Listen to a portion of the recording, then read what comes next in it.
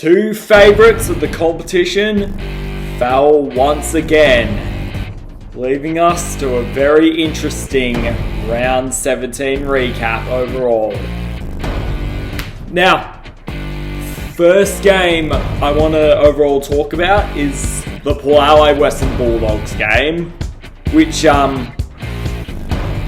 let's just say the build up to this was like, I was reading the Port Adelaide Big Footy board all throughout last week in the build up to this game, and it really felt like building up to this was like the end of Ken Hinkley, the finish of Ken Hinkley's time at Port Adelaide, because the Dogs were in decent form and they were definitely on the verge of getting a strong kill, and it just felt like their form was going to 100% outperform the Bulldogs, who struggled big time to beat St Kilda, who on paper were not a good team at all. But the actual outcome of this game was arguably the complete opposite of what anyone could have expected. There's a reason I've been calling the Bulldogs Bevo's Wild Ride all season, and this is exactly the game as to why I call them that. I felt so vindicated in it, as everyone I was talking to just said, oh no, they're different now. You can stop calling them that, they're different now. I didn't see that against Port Adelaide. I saw the same team that got in their own way and made the same mistakes over and over again against Port Adelaide, who got off to an absolutely phenomenal start and just went into cruise control throughout pretty much the whole game. Their forward half entries looked so amazing. Jason Horne-Francis, when he's on, is arguably a top 10 player in the competition, and just how they move the ball just stymied a Dogs defense that just looked all out of sorts. So much credit to Port Adelaide. They've been under so much heat since the Brisbane game, and I thought this game against the Bulldogs was a perfect response to all that heat. I really thought it was, and it puts them a little bit back in the competition to potentially make some noise. And if results like this are anything to go by, and the Port board is going to absolutely hate me for this, Ken Hinkley is going to stay as coach. But for the Bulldogs, just as they were making inroads, it's once again they take a step backwards and have a shocking performance in a game they're not supposed to, and just come the criticisms of Bevo's Wild Ride once again. And this is why, as Kane Corns said on the Sunday Footy Show, we don't have any trust in them and don't think they can go much far until they solve these inconsistencies. So credit for Port for what they did. Lots of pressure on the Dogs. Next game was North Melbourne versus Gold Coast. And the main story heading into this one was can the Suns finally win away game? Can they finally bury those away demons? Can they finally take a game away from People's First Stadium? And on paper, they should win this. They had a way better list than Gold Coast, were way more prepared, were coming off a very strong win against Collingwood. And it really should have been much easier than what actually happened. But unfortunately, as seems to always happen in these away games for the Suns, they just showed up after the first quarter, unprepared, unfocused. Their defensive pressure weren't there. They were out of sorts, and North Melbourne were just able to get them off turnover so quickly. Colby McKercher played one of the best games of his career, and once again, you just saw the ripening fruits of harvest in Harry Cheezel and George Wardball, and how amazing they're going to be. And ultimately, despite a late comeback from the Suns, the Blues were able to hold on, and just amazing credit to them, who just were able to take another gutsy win, their second win of the season, and just proved that once again they could be on the right track to something bigger. Lee Montagna said something that he feels like this is the last game the Roos spent in 18 for like 10 years. They've got Sydney up next, so that is an interesting statement to make. But if it holds on, it will be very interesting, and it does remind me of an almost Carlton 2019 season. I feel like in this second half, we are now starting to see North Melbourne grow truly before our very eyes. And for Gold Coast, it's another brutal loss in a away game, and another brutal loss that could ultimately come back to bite them, like at the end of the season. Now we get to what people were calling the game of the round, which was Geelong versus Hawthorn. I said during the week, I thought the winner of this game was going to ultimately play finals. I thought if Geelong won, they would have enough games in the run home at GMHBA Stadium to the point where they could go on a run and they could take finals. If Hawthorn won, I thought their momentum would just be too strong and they would burst into the finals. Ultimately, it just felt like Geelong showed why you can't write them off as a premiership threat this season. Geelong were back to their clinical best we saw in the first 7 weeks in this game, and they were just... It was impressive how they did it. Jeremy Cameron got off the leash. He did so well, like just bullying all the Hawthorn defenders.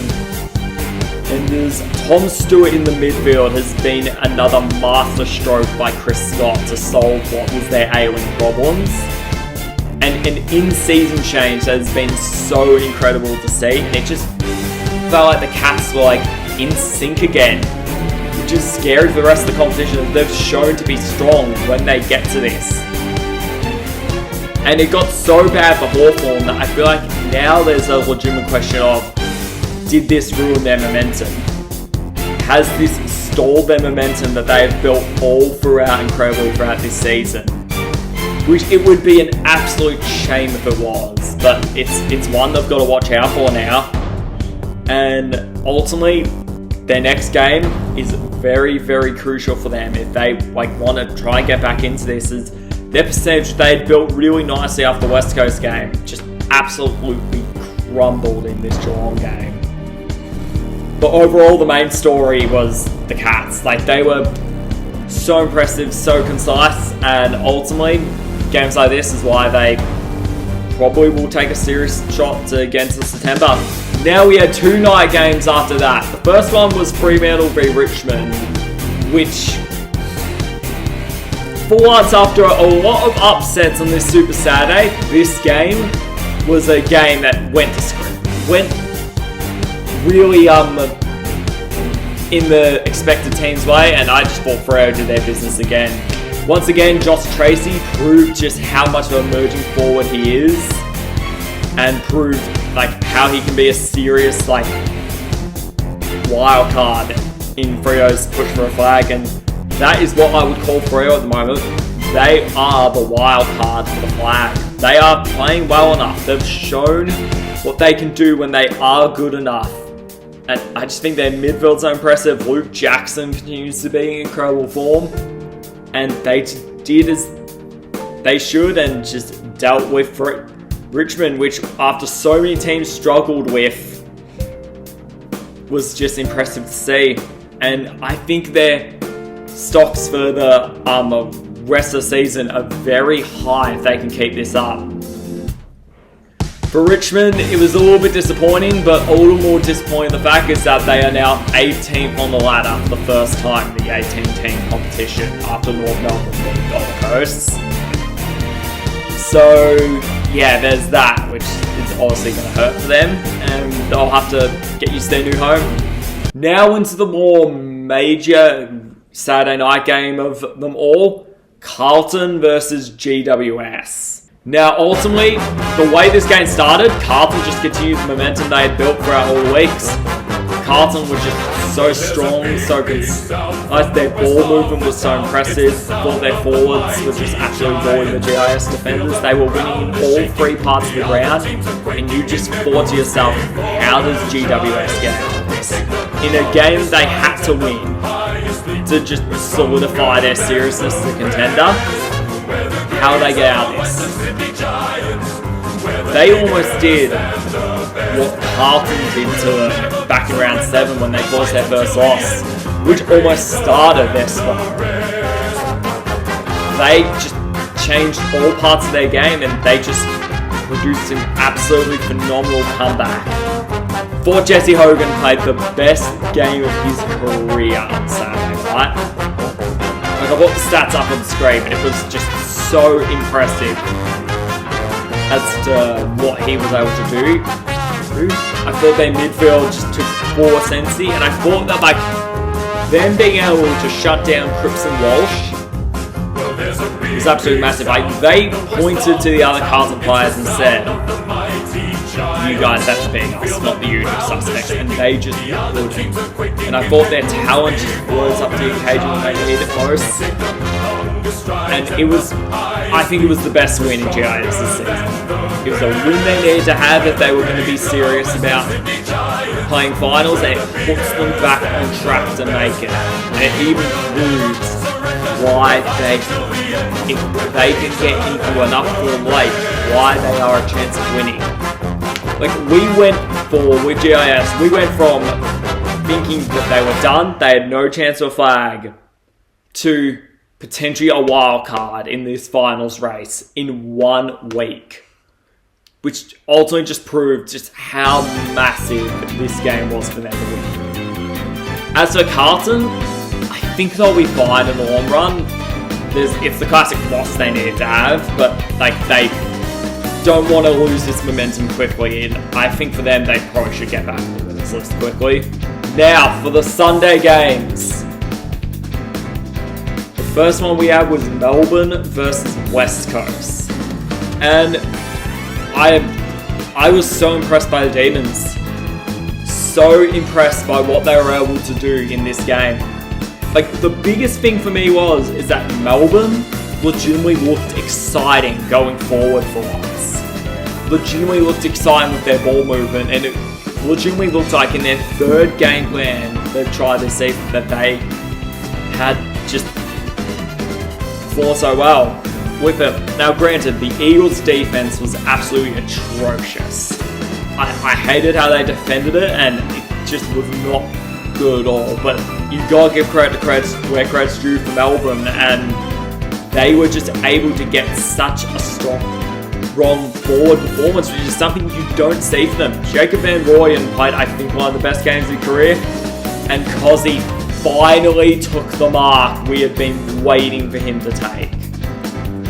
So overall, like, really strong performance from Melbourne, and just keeps them in the hunt, just staying in the hunt truly.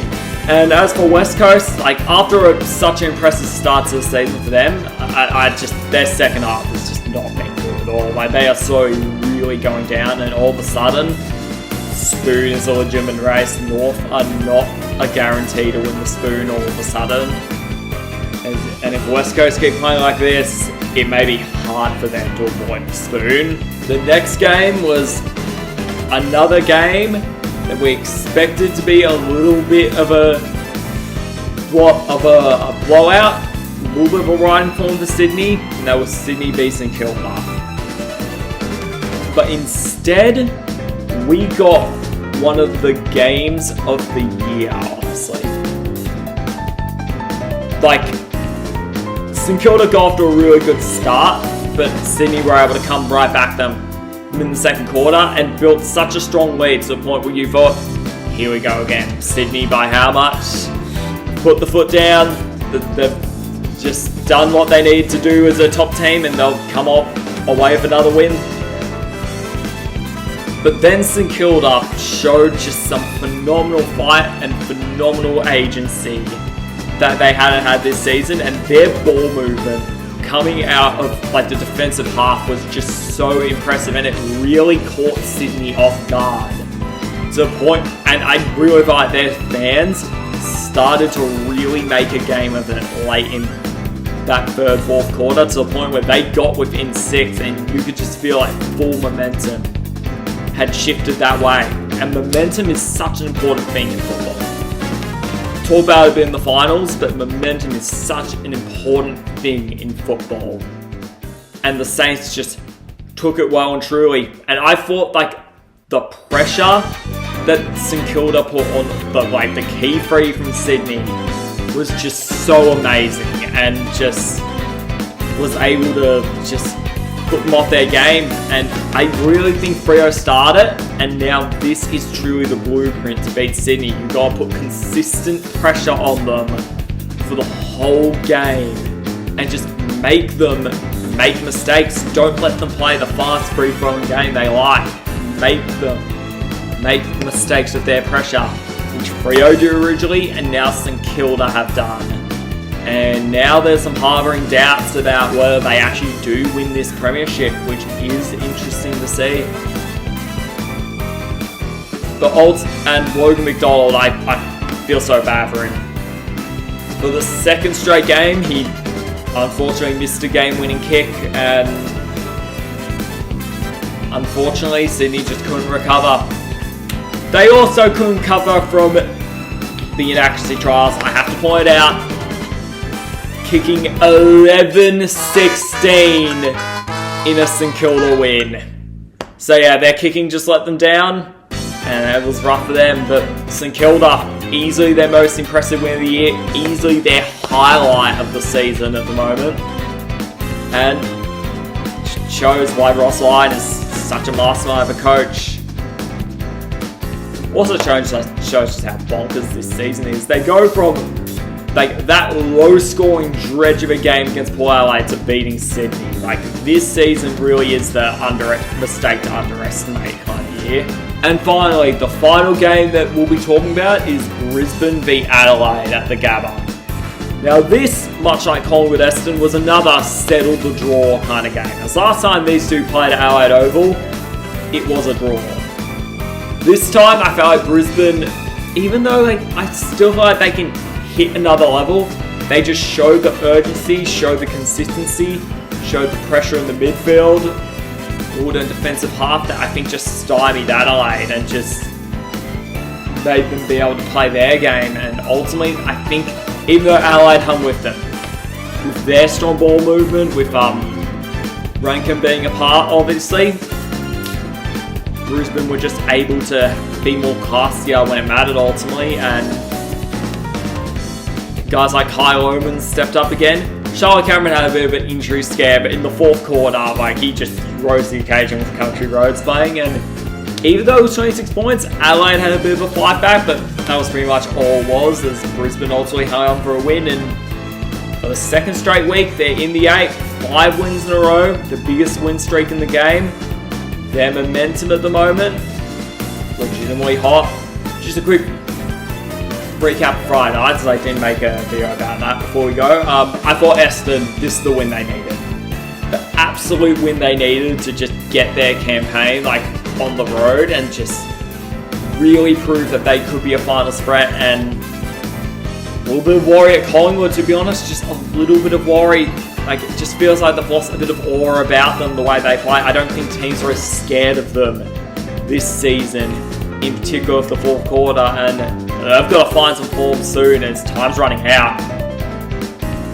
But obviously the main story was Essendon, who were just so impressive. It's just the crowd, just the overall atmosphere of the game. I was at it. The crowd, it was just amazing. So yeah, overall, that was week round 17 in the AFL, and if the next few rounds are anything like that, we are in for a crazy thing.